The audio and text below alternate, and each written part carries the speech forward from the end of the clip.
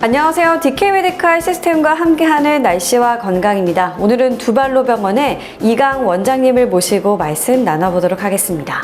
계절이 가을로 접어들면서 선선함이 감돌고 있습니다. 이런 날씨는 자연스레 바깥 활동이 늘어나기 마련인데요. 특히 무한 강철 체력을 자랑하는 어린 아이들의 경우 잦은 부상으로 이어질 수 있어 주의가 필요하다고 합니다. 특히 아이들은 회복력이 빠르다는 편견이 있기 때문에 다쳐도 그냥 넘어가는 경우가 많은데요.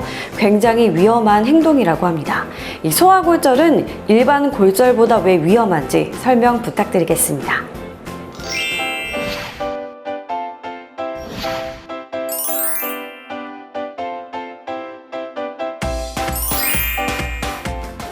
소화기의 뼈는 성인에 비해 얇고 약하기 때문에 작은 충격에도 쉽게 부러져 소아골절로 이어질 수가 있습니다. 게다가 요즘처럼 코로나19로 인해 오래 실내 생활을 하게 되면 근육, 인대 등이 경직되어서 유연성이 떨어지는 데다가 햇빛을 제대로 볼 수가 없어 뼈의 형성도 제대로 이루어지지 않게 되는데요. 이 경우 사소한 낙상 사고나 부딪히는 것만으로도 골절이 되기 쉽습니다. 네, 건강한 신체 성장을 위해서는 적당한 야외 활동이 필수가 되겠네요. 그렇다면 소아골절이 이루어지는 부위는 어딘지 설명 부탁드리겠습니다.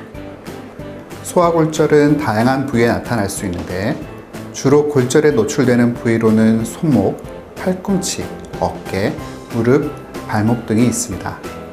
이러한 부위의 골절이 발생하면 참기 힘든 통증도 괴로움을 유발하지만 뼈의 성장에 중요한 역할을 하는 성장판과 연결되어 있어 성장에 악영향이 될 수 있습니다. 네, 일반 골절과 비슷하게 다양한 부위에서 이뤄지지만 성장판에 영향을 줄 수 있기 때문에 더 각별한 주의가 필요하겠네요. 또 이 외에도 어떤 후유증이 있는지 설명 부탁드리겠습니다. 골절로 인해 뼈가 정상적으로 자라지 못하고 부상을 입은 쪽이 유독 짧아지거나 관절이 변형돼 불균형을 초래하는 등 심각한 후유증에 노출될 수가 있는 것입니다.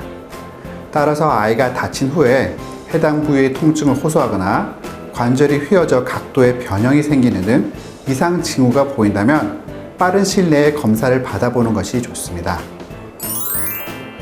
네, 성장판과 함께 성장 불균형을 초래할 수 있기 때문에 세심한 관리와 주의가 필요하겠네요. 그렇다면 치료법과 예방법에는 어떤 것들이 있을까요?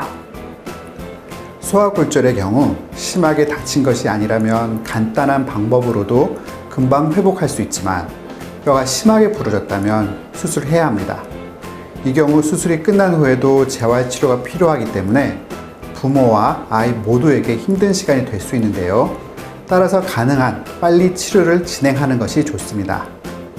또 아이가 골절 등의 사고에 노출되지 않도록 하는 것이 매우 중요한데요. 이를 위해서는 낙상사고 등의 위험이 있는 스포츠 활동을 할 때 꼭 보호 장비를 착용하게 하고 비나 눈이 온 다음 날에는 가급적 아이가 야외 활동을 하지 못하도록 하는 것이 좋겠습니다.